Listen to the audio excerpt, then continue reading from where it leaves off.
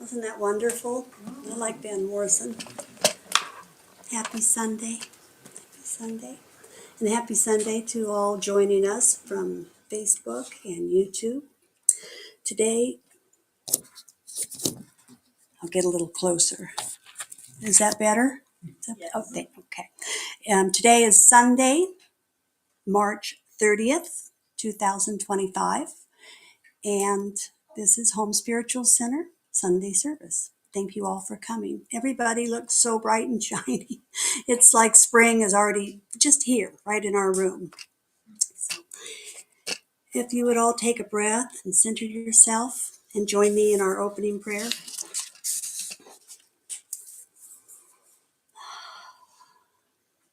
God, Mother, Father, God, Spirit, thank you for bringing us all together here today on this beautiful, beautiful sunshiny day. Whether online or here in the chapel, the loving energy felt from each and every one joining this morning is so beautiful. We can feel it from all over.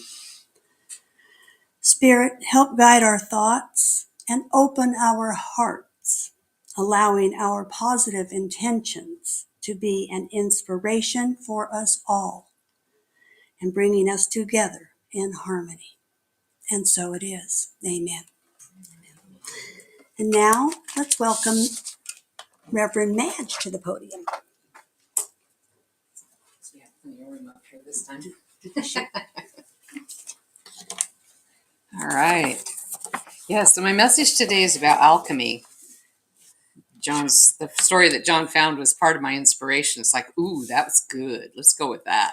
So, and it turns out, as so many people have done through the ages of trying to change whatever they can to gold in whatever way they can.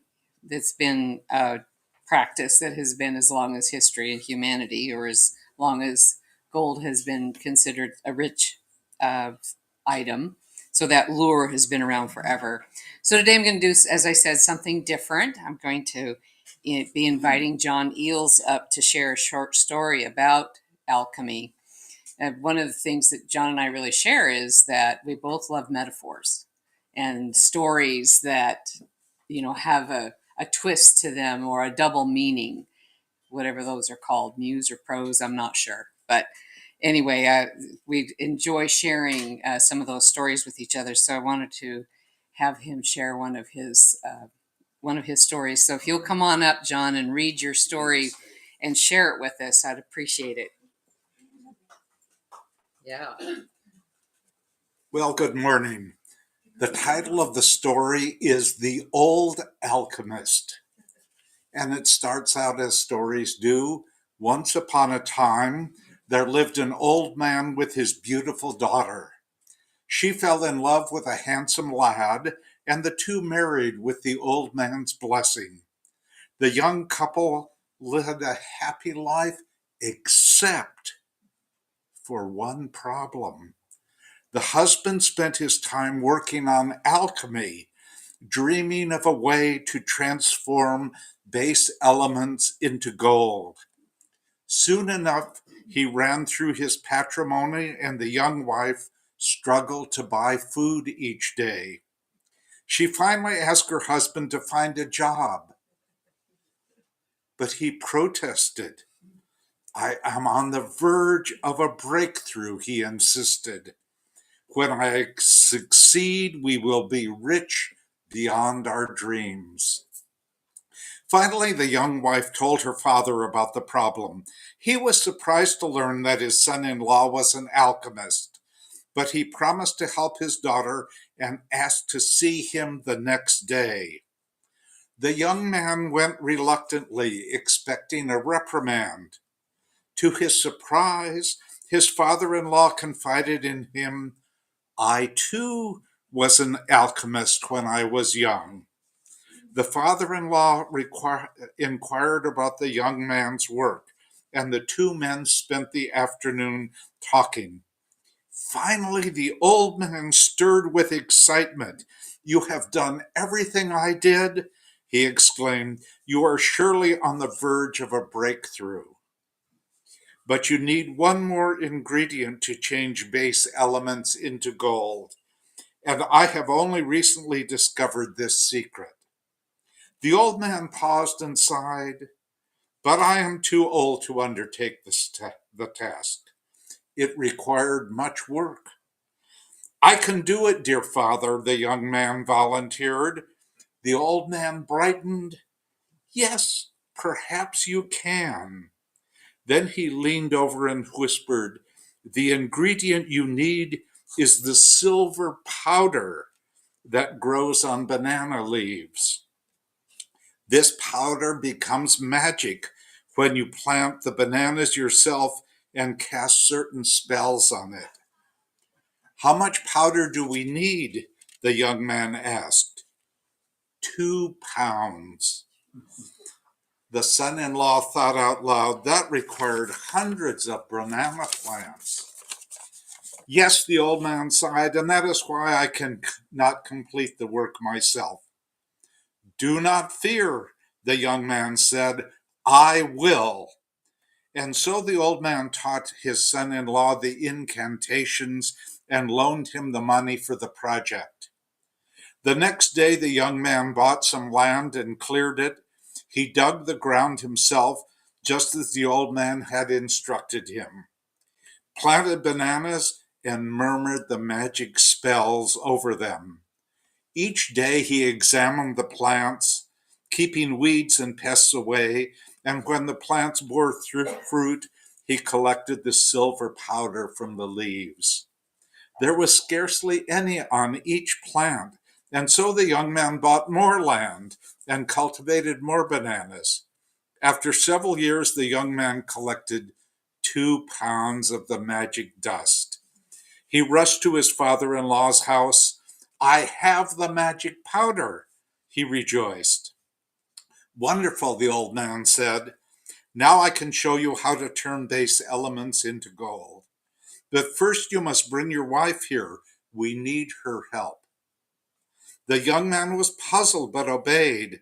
When she appeared, the old man asked his daughter, while your husband was collecting the banana powder, what did you do with the fruits?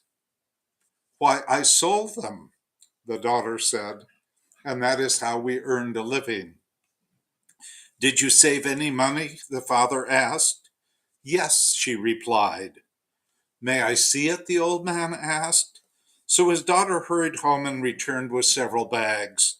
The old man opened them and saw they were full of gold and poured the coins on the floor. Then he took a handful of dirt and put it next to the gold. See, he turned to his son-in-law, you have changed base elements into gold. For a tense moment, the young man was silent. Then he laughed, seeing the wisdom in the old man's trick. And from that day on, the young man and his wife prospered greatly. He tended the banana plants while she went to the market selling the bananas. And they both honored the old man as the wisest of alchemists.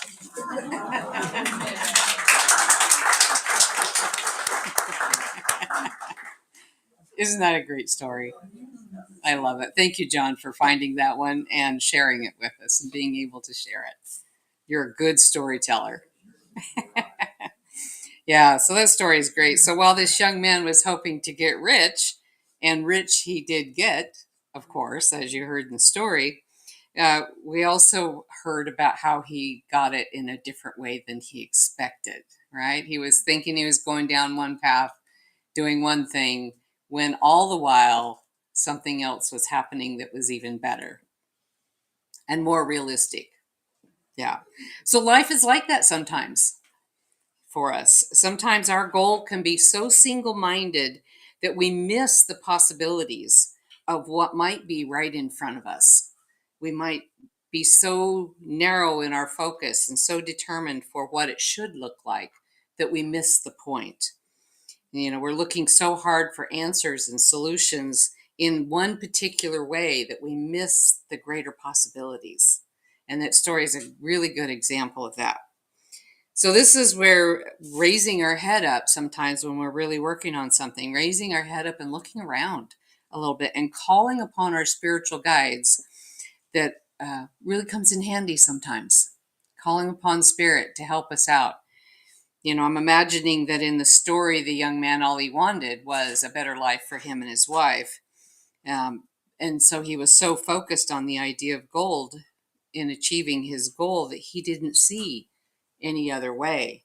And it took that the wise father that could be represented in our life as our spirit guide to help us see things differently. Took the father-in-law in the story to see it differently, but for us that could be our spirit guide, because they know best. Our spirit guides, our spirit angels, archangels, ancestors, they have the bigger view of what's going on in other places that we can't see in our everyday living, in our narrow focus. So they, the father-in-law laid the plan for a greater success than he could have imagined. So isn't that what our angels do for us sometimes? Is in the same way, that very clever way. We pray for a particular outcome. We might work on our manifestation for it, our visualizations, have our affirmations written up in a particular way, thinking that it's going to come to us in a certain way, the only way we can imagine. And yet the angels have a different way of bringing it to us, a more creative way sometimes, or a better way that's for our highest and greatest good. But if we listen to spirit, we're often led in our journey to go this way and then that way. And oftentimes when we're following spirit, it makes no sense. It's like, I don't understand it, but okay, I'm going to do it. Or I'll go a different way when I'm driving, or I'll talk to this person even though I don't really get it. And that's exactly how spirit can be with us, because we don't see the bigger picture. It might seem that they're not listening sometimes when we're working on a particular goal or outcome, because things don't seem to be happening in the way we expect it to happen, the way we think it should be. We don't think they're listening. I have that quite a bit. Are you guys even listening to me? Hello? Are you home? They're very patient with me. I'm very grateful. But in hindsight, when we finally achieve something, or we're getting somewhere in our goal, in our hindsight, we can see that it was just right, because we didn't know some of the unexpected things, or we didn't know the deeper lesson that needed to come out of it, the deeper meaning for where we're at in life, to learn, for us to learn, or for others to learn. Because spirit is always working on multiple levels for multiple people. So in our hindsight, we may have missed all of the idiosyncrasies along the way, but in our hindsight, we can see it with our experienced eyes, and it turns out much richer than we could have ever imagined in the beginning. All we wanted was a single-minded goal. So we're always alchemizing in life. We're always transforming one thing into another thing. We can do it in our material world, in our everyday world. We can turn a plant into fabric, into fiber. We can turn a tree into paper. That's alchemy. That's changing one form into another. We can turn stone into metal. The list goes on of what we can do.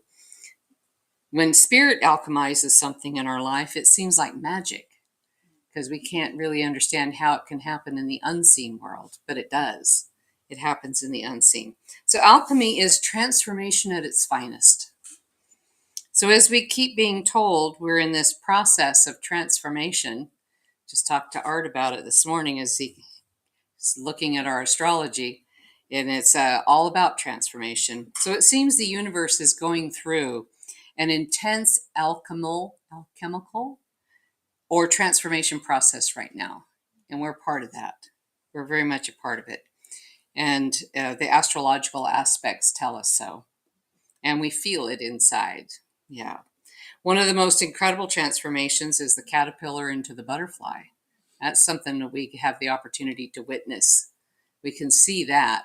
So many of the other changes that are going on right now, we can't really see, but we can feel it. But the caterpillar and the butterfly, we can see, and it's just a beautiful example of what we go through. In so many ways, we are like that caterpillar going into the butterfly. We grow and we develop through life, and we're always in the process of transformation. Sometimes in little ways, and other times in a big way. And right now, it feels like we're going through a big one. Currently, humanity, the planetary existence of our planets, universally, we're going through a big leap in our alchemical process. And as far as I can see, humans have been like caterpillars. The caterpillar consumes and consumes and consumes with no regard to the plant that it's eating, with no regard to the plant that it's killing. They can eat it right down to the ground and literally kill the plant, and they have no consciousness about it, no regard for it. And in many ways, we humans have been like that. We've been taking things from the planet that are not renewable, using things up, killing animals to extinction, deforesting the planet, killing habitat.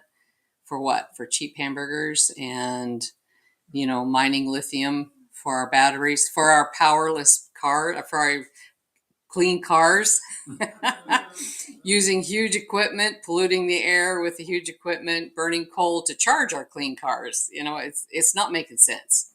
So we've been very much like the caterpillar. But the caterpillar has no knowledge of the beautiful pattern of the butterfly that's within. The butterfly is in there, is in the caterpillar. The pattern, the blueprint is in there. And when the time is right, when the moment is right, transformation will begin. So the blueprint of the butterfly that is always in there starts to change the caterpillar. The caterpillar is completely oblivious. It has no idea. Very much like us, in a sense.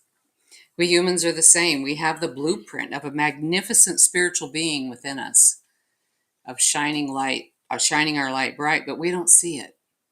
We don't know that it's in there. We're told that it's in there.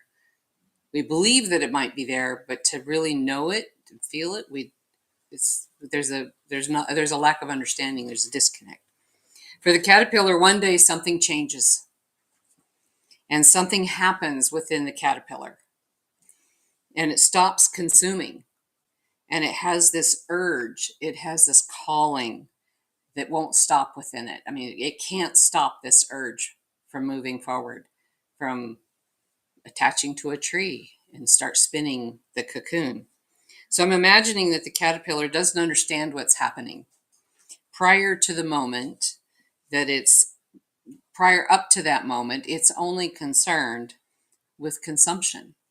It's only, that's all it does up until that urge happens. Then that urge, something happens and things are different within the caterpillar. And that strong urge doesn't stop and the transformation begins. So can you imagine the caterpillar doing what we humans do when change is upon us? What do? We try to refuse it. No, I'm not going to do that. We say, but I can't because I don't know what it is. So I'm not going to do it because it's into the unknown. I have to know what it is first. Caterpillar doesn't have that option. We really don't either. But we can holler like crazy. Or we can say, I'm afraid because I don't understand what's going to happen. Or we can say, or the caterpillar might try to say, I don't have enough information yet. I haven't done enough research. So we try to stop this transformation process. We try to stop the change. Don't we say all of those things? Yeah. So in some ways, that's where we're at right now.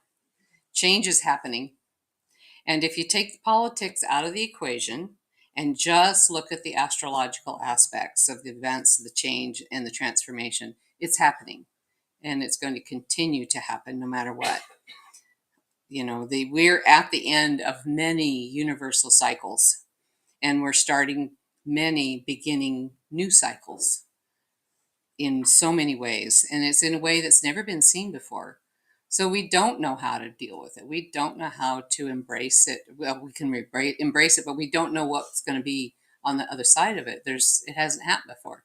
It's not in our history books of what that's going to be. So we have to just put on our brave hats and embrace it. So politics can make it better or worse. It doesn't, either way, it can make it better and easier, or it can make it worse and harder. But either way, it doesn't matter. It's going to happen. Change and transformation is happening within us, within the world, within the universe. And we all said yes to be here to experience it and shepherd it through. So we're just now moving into the chrysalis stage. We're having this undeniable urge that we don't understand. We don't understand what's happening. We don't understand what's going to be at the end of the transformation. We can imagine. We can have channeled information tell us. We can do our own meditation, speaking to the spirit guides, speaking to our higher selves, and have a sense, but we don't really know.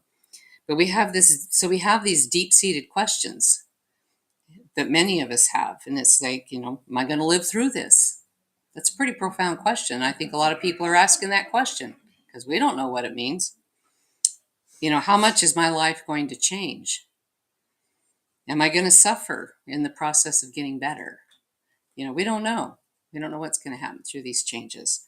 And they're very honest questions, but none of us have the answer to it. However, just like the butterfly, we have the blueprint within us of our own version of that beautiful, magnificent being that's within us, that is waiting to come through, that's waiting to emerge on the other side of this transformation. And it's going to be beautiful when we get through this, just like the butterfly is beautiful. We don't know what pattern of beauty is going to be on our wings if we continue with that metaphor. We'll all have our unique, beautiful patterns, and it's going to be amazing to have our light shining, to have it shining so brightly. And just like the caterpillar, we're not aware of our amazingness, of what we can be, but we can imagine it. We can keep that as our North Star, as the focus of what we're becoming through this transformation and this alchemical process. So like the son-in-law in our story, we're working for the gold in that single-minded mindset. At the same time, we're actually being led in a different way to the real gold that's within us, that's within each and every one of us, which is the blueprint of that butterfly that's going to emerge, and the light, the soul light that we're going to be able to shine with in a way that we've never been able to imagine. Not yet. Yes. All right. So let's go into a little short meditation and just connect with our heart. Close your eyes. Take a nice deep breath.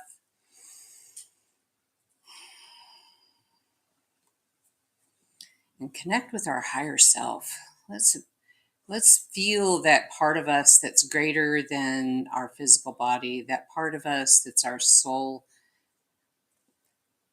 that part of us that is our higher mind. We have our physical body, we have our soul, and we have our higher self that is the connector between it all. And that has the information in us to guide us, to teach us, and open your heart to that part. We might call it God, we might call it spirit, but it's a part of us.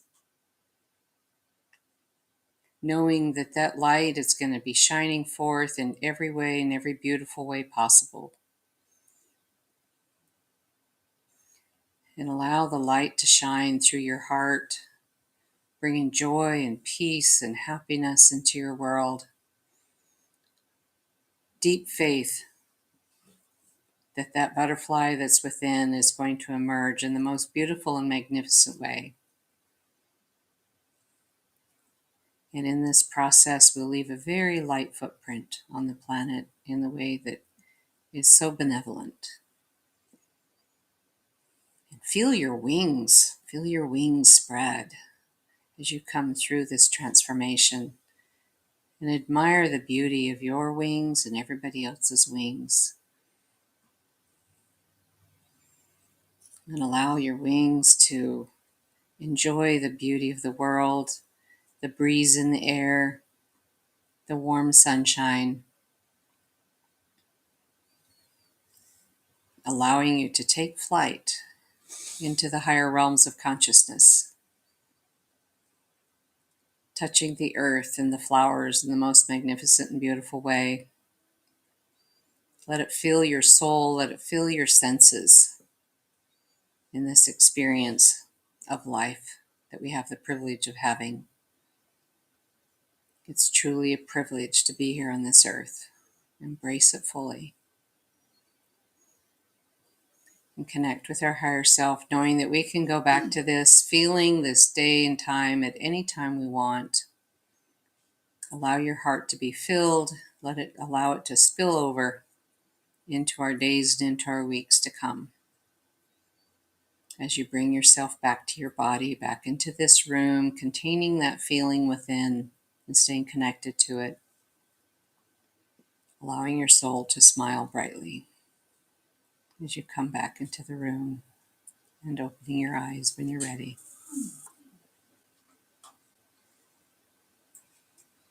All right. Looks like most of you are back. Okay. So we're going to do our offering to the home center. And for those of you online, we have PayPal that you can send it to. And the PayPal's on the basket too, if the QR code, if that's what you needed. All right. So let's put our gift to the home center between our hands. Give it a blessing of our heart, allowing that alchemical process to turn it into gold. Blessing the home center, coming back to you and blessing you with all of your wants, needs, and desires that are going to serve your highest and your greatest good. And let it be so. Amen. All right. So Lynn's got the basket. I'll do the basket and you come on up and share your inspirational story. Switch places. I was wondering how that was going to work.